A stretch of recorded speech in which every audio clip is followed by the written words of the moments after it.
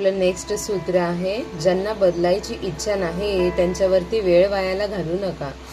मानवी स्वभाव हा मुळातच दुसऱ्याला मदत करणारा आणि सुधारणारा आहे. आपण जेव्हा एखाद्याला संकटात पाहतो किंवा एखाद्याला चुकीच्या मार्गावर जाताना पाहतो तेव्हा आपला आतला आवाज आपल्याला सांगतो की त्याला वाचव, त्याला समजावून सांग, त्याला बदल. ही भावना खूप चांगली आहे, त्यामुळे समाज टिकून आहे. पण अनेकदा आपल्याला अशी लक्षात येते की आपण कितीही समजावून सांगितले, कितीही मदत केली तरी समोरच्या माणसामध्ये काडी मात्र फरक पडत नाही. उलट आपलाच मानसिक छळ होतो, आपलीच ऊर्जा वायाला जाते आणि शेवटी हाती निराशा येते. आपण स्वतःलाच दोष देऊ लागतो. कदाचित माझे प्रयत्न कमी पडले असतील, मी अजून थोडा प्रयत्न केला असता तर तो सुधारला असता.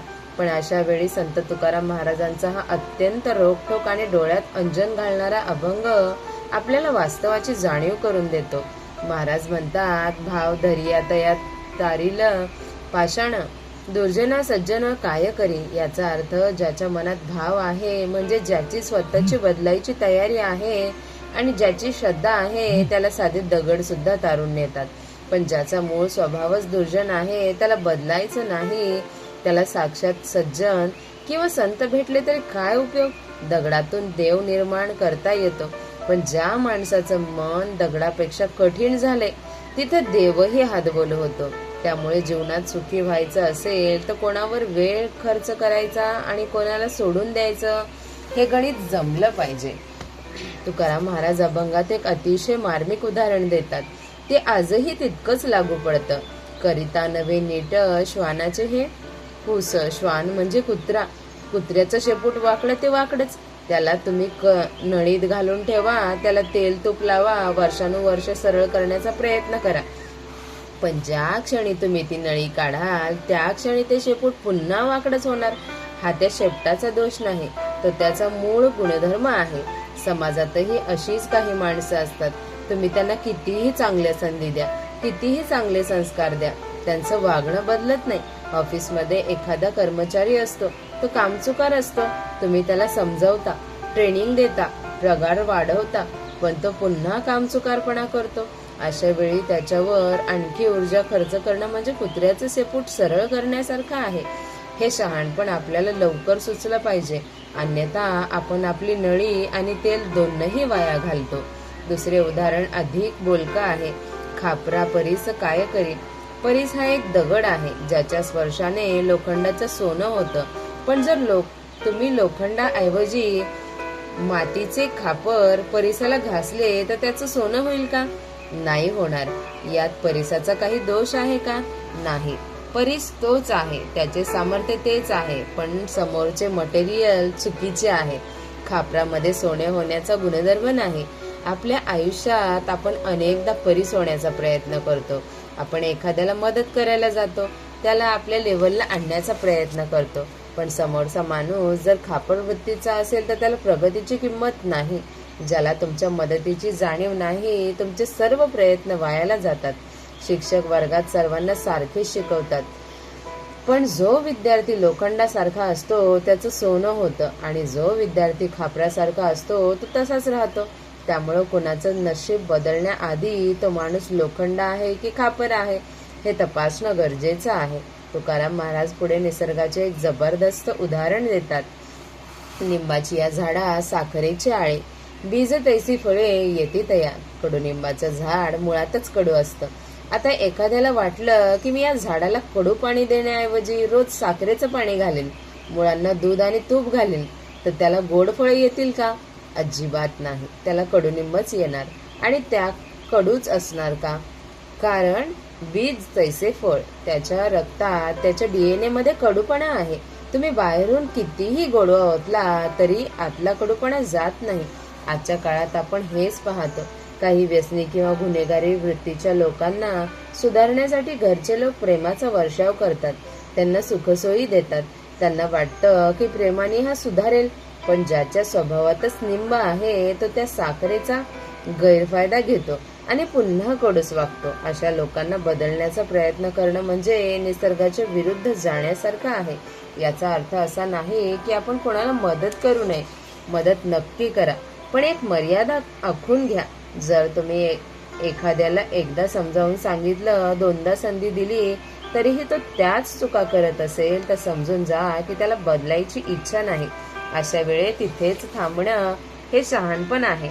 मानसशास्त्रात एक नियम आहे, तुम्ही फक्त त्यालाच मदत करू शकता जो स्वतःची मदत करायला तयार आहे. You can only help someone who wants to be help. जर एखादा माणूस खड्ड्यात पडला असेल आणि हात वर करून मदत मागत असेल तर त्याला बाहेर काढणं सोपं आहे. पण जो माणूस खड्ड्यात मजेत बसलाय आणि त्याला बाहेर यायचंच नाहीये, त्याला तुम्हीही कितीही दोरखंड टाका, तो बाहेर येणार नाही. उलट तो तुम्हालाच ओढून खड्ड्यात पाडण्याची शक्यता जास्त असते. या संदर्भात दुर्योधन आणि अश्वत्थामा यांचं उदाहरण घेण्यासारखं आहे. अश्वत्थामा हा गुरु द्रोणाचार्यांचा मुलगा होता. त्याच्याकडे ज्ञान होतं, संस्कार होते, पण त्याने संगत कोणाची धरली? दुर्योधनाची. अनेक ऋषीमुनींनी खुद्द श्रीकृष्णाने त्यांना समजावून सांगितलं, पण त्यांना बदलायचंच नव्हतं. त्यांना साक्षात भगवान श्रीकृष्ण तरी काय करणार, दुर्जन सज्जन काय करी, हे इथे तंतोतंत लागू पडते. कृष्णासारखा महासज्जन सुद्धा दुर्योधनाला बदलू शकला नाही, कारण दुर्योधनाची ग्रहण क्षमता शून्य होती. जर देवाला सुद्धा माणसाचा स्वभाव बदलता येत नसेल तर आपण सामान्य माणसं आहोत. आपण हा अट्टहास का करावा? अनेकदा पालक, जोडीदार, मित्र या भूमिकेतून आपण समोरच्याचे तारणहार बनायला जातो आणि शेवटी स्वतःच बळी ठरतो. आजच्या कॉर्पोरेटच्या जगात एक उत्तम उदाहरण म्हणजे कोडॅक कंपनी. कोडॅक ही फोटोग्राफीच्या जगातील दादा कंपनी होती. त्यांच्याकडे अफाट पैसा होता. त्यांच्याच इंजिनियरने सर्वात आधी डिजिटल कॅमेरा शोधला होता. पण कोडॅकच्या व्यवस्थापनाला बदलायची इच्छा नव्हती. त्यांना त्यांच्या जुन्या फिल्म रोलच्या व्यवसायाचा एवढा अभिमान होता की त्यांनी डिजिटल क्रांती नाकारली. जग त्यांना ओरडून सांगत होतं की बदला, नवीन तंत्रज्ञान स्वीकारा, पण ते खापरासारखे ठाम राहिले. परिणाम काय झाला? ज्या कंपनीकडे सोन्यासारखी संधी होती ती कंपनी काळाच्या ओघात नष्ट झाली. दुसरीकडे ज्या कंपनीने स्वतःला बदलले त्या टिकल्या. उदाहरण आपल्याला सांगतं की जेव्हा एखादी व्यक्ती किंवा संस्था बदलायला नकार देते तेव्हा ती स्वतःच्या विनाशाला आमंत्रण देते. अशा बुडणाऱ्या जहाजावर बसून राहण्यात काहीच अर्थ नसतो. तुकाराम महाराज अभंगाच्या शेवटी एक भयानक सत्य सांगतात. तुका म्हणे वज्र भंगे एक वेळ, कठीण हा कळ तया होनी. वज्र हे जगातील सर्वात कठीण शस्त्र मानलं जातं. ते सुद्धा एक वेळ तुटेल, पण खळ म्हणजे दुष्ट किंवा मूर्ख माणसाचा निश्चय तुटणार नाही. मूर्ख माणूस आपल्या मूर्खपणावर इतका ठाम असतो की त्याला ब्रह्मदेव समजावून सांगू शकत नाही. अशा माणसाशी वाद घालणं म्हणजे दगडावर डोकं आपटण्यासारखं आहे. दगड फुटणार नाही, तुमचं डोकं मात्र फुटेल. त्यामुळे आजच्या काळात इग्नोर करायला शिकणं ही सर्वात मोठी कला आहे. आपल्याकडे ऊर्जेचा साठा मर्यादित आहे. आपल्याकडे दिवसाचे 24 तास आणि काही ठराविक मानसिक शक्ती असते. काही शक्ती तुम्ही कोणावर खर्च करता? जर तुम्ही ती शक्ती अशा लोकांवर खर्च करत असाल जे कधीच सुधारणार नाहीत, तर तुमचे भविष्य अंधारात घालत आहात. समजा तुमच्याकडे 1 लिटर पाणी आहे. ते पाणी तुम्ही जिवंत झाडाला घातले तर त्याला फुलं येतील, पण तेच पाणी तुम्ही वाळलेल्या लाकडाला किंवा दगडाला घातले तर काय होईल? पाणी संपेल आणि दगडावर काहीच परिणाम होणार नाही. आपली मदत, आपले प्रेम, आपला सल्ला हे तर पाण्यासारखं आहे. ते पात्र व्यक्तीला द्या. ज्याला भूक आहे त्याला अन्न द्या. ज्याचं पोट भरलेलं आहे त्याला आग्रह करू नका. अनेकदा आपण रिलेशनशिपमध्ये ही चूक करतो. माझ्या प्रेमाने तो बदलेल किंवा लग्नानंतर ती सुधारेल या भ्रमामध्ये अनेक तरुणी आपले आयुष्य पणाला लावतात. पण तुकोबांचा हा अभंग वॉर्निंग देतो. लिंबाला साखरेचे पाणी घालून गोड होत नाही. जर जोडीदाराचा मूळ स्वभाव रागीट, संशयी, व्यसनी असेल तर तुमचं प्रेम त्याला तात्पुरतं दाबून ठेवू शकेल, पण बदलू शकणार नाही. काही काळानंतर मूळ स्वभाव उफाळून वर येणारच. त्यामुळे जोडीदार निवडताना किंवा मैत्री करताना मूळ बी काय आहे हे पाहणं जास्त महत्वाचं आहे. याचा अर्थ असा की आपण नकारात्मक व्हावे का? नाही, आपण फक्त वास्तववादी व्हायचं आहे. प्रयत्न करणं आपलं काम आहे. पण फळाची अपेक्षा समोरच्याच्या पात्रतेवर ते अवलंबून असते. डॉक्टर रुग्णाला वाचवण्यापूर्वी पूर्ण प्रयत्न करतो, पण जर रुग्णाचं शरीर औषधाला प्रतिसाद देत नसेल, बॉडी इज नॉट रिस्पॉन्डिंग, तर डॉक्टर हतबल होतो.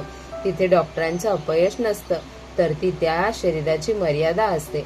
तसेच समाजसुधारक किंवा मार्गदर्शक म्हणून आपण लोकांना दिशा देऊ शकतो, पण चालायचे की नाही हे त्याचे पाय ठरवतात.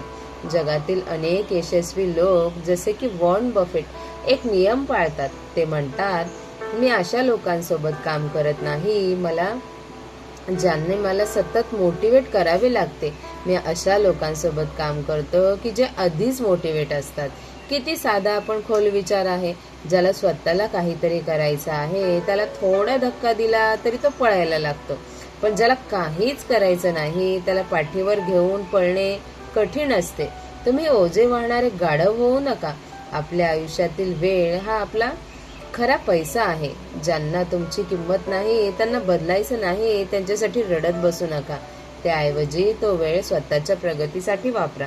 स्वतःला इतकं सक्षम करा की जे लोक आज तुम्हाला ऐकत नाहीत ते उद्या तुमचं यश पाहून स्वतःहून तुमच्याकडे येतील.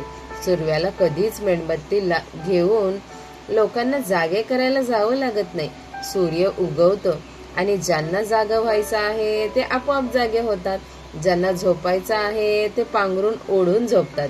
तुम्ही सूर्यासारखे व्हा, फक्त प्रकाश देत राहा. ज्याची खिडकी उघडी असेल त्याच्या घरात प्रकाश जाईल. ज्याने खिडकी बंद केली आहे त्याच्यासाठी पुन्हा काहीच करू शकत नाही.